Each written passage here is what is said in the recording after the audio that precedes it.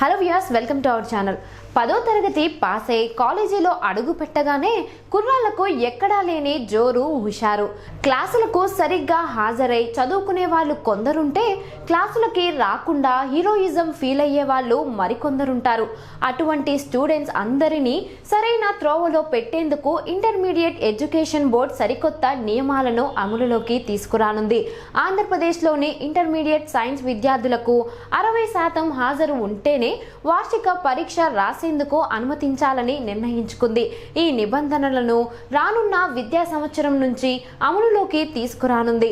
Online హాజరు విధానం అమలు చేయడంతో ఇప్పటికే ఈ నిబంధన ఉన్నప్పటికీ కొద్దిపాటి సాంకేతిక లోపాల వల్ల దీనిని అమలు చేయలేకపోయారు. ఆన్లైన్ హాజరు విధానాన్ని ప్రధాన లోపంగా పరిగణిస్తూ ఈ ఏడాది బయోమెట్రిక్ ఆన్లైన్ హాజరును ప్రవేశపెట్టారు. వీటి సహాయంతో విద్యార్థి హాజరు ఎప్పటికప్పుడు అప్డేట్ అయిపోతుంది. ఈ కొత్త సదుపాయాలతో విద్యార్థుల హాజరు శాతాన్ని ఖచ్చితంగా 60% ఉండేలా చర్యలు తీసుకునేందుకు ఉపయోగపడుతుంది.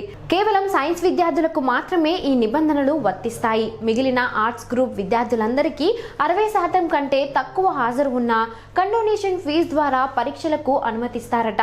అందులోనూ విభాగాల వారీగా వసూలు చేస్తారు. క్లాసులకి రావడం 10 రోజుల కంటే తక్కువ ఉంటే 200 రూపాయలు, 18 రోజుల కంటే తక్కువ ఉంటే 250, అంతకంటే తక్కువగా ఉంటే 400 వరకు కండోనేషన్ ఫీజు చెల్లించాలట. ప్రాక్టికల్స్ లోనూ జంబ్లింగ్ విధానం. సాధారణ ఫీజు చెల్లించేందుకు గడువు ముగిసినా 2000 రూపాయల పెనాల్టీ వేసి ఫీజు చెల్లించేందుకు ఇంటర్మీడియట్ రెగ్యులర్ గా ఉండే సదుపాయాలని మరోసారి ముందుకు తెచ్చింది. విద్యా విధానంలో ఇటీవలే ఆరంభమైన జంబ్లింగ్ విధానాన్ని ఇంటర్ ప్రాక్టికల్ పరీక్షల్లోనూ అమలు చేయనున్నారు. 2019 ఫిబ్రవరి 1 నుంచి ప్రారంభం కానున్న ప్రాక్టికల్స్ ని వీలైనంత వరకు ప్రభుత్వ కళాశాలల్లోనే నిర్వహించేందుకు ప్రయత్నం చేయనున్నారు. నిఘా కోసం సీసీ కెమెరాలు ఏర్పాటు చేయాలని ఇంటర్ బోర్డు నిర్ణయం తీసుకుంది. ఏర్పాట్లు త్వరగా పూర్తి చేయాలంటూ జిల్లా అధికారులకు జారీ చేసింది.